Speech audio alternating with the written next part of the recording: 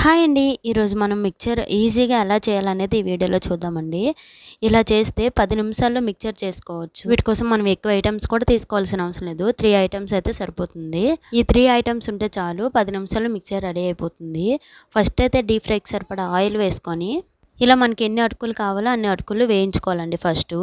తరువాత ఇలా షాపుల్లో దొరుకుతాయండి. మాల్స్‌లో కూడా దొరుకుతాయి. వీటి నేమ్ అయితే నాకు అంత ఐడియా లేదు. ఇవి కూడా అలానే వేయించుకోవాలి.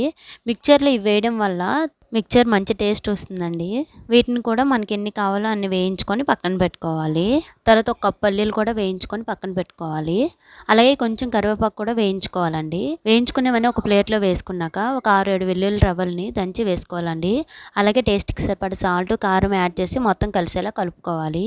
అంతే అండి, మిక్చర్ రెడీ అయిపోతుంది. పిల్లలు స్కూల్ నుంచి రాగానే ఏదో ఒకటి అడుగుతూ ఉంటారు కదా! అలాంటప్పుడు ఇలా ఇస్తే బావుంటుంది. మీకు నచ్చితే లైక్ చేయండి. మన ఛానల్ సబ్స్క్రైబ్ చేసుకోండి ఫ్రెండ్స్.